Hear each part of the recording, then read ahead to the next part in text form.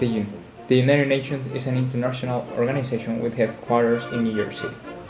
Founded in 1945, its objective is to achieve the welfare of humanity, with the cooperation of all its member states. Before the United Nations, we find the League of Nations, which was founded in 1920 seeking global peace.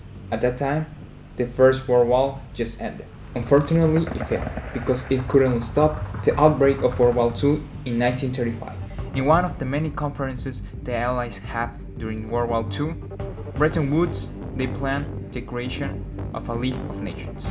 But it was until the conference in San Francisco where they signed the Treaty of the United Nations, creating this organization. Nowadays, including one of the many functions of the United Nations is the creation of sustainable development for the countries that are part of it. In this case, the New Millennium Goals, which include the reduction of poverty. As this organization is one of the most important in the world, lots of universities and schools all around the globe have tried to recreate the United Nations organization, and they call it Model UN.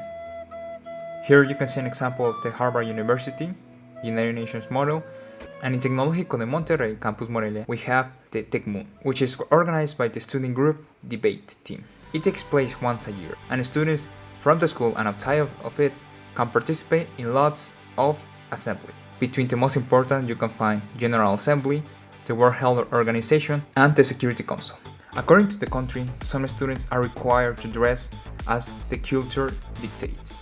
In this model in particular, there are two topics that are discussed during the 3 days that this model lasts. Here you can see an example of the dais, which includes the president, the speaker, and a secretary. They are dedicated to preserve the order and to give equal opportunities to each one of the delegates from the country. And last but not less important, we find the blue helmets, which in this model in particular, they are dedicated to preserve the order and to ease the communication between delegates and the dais.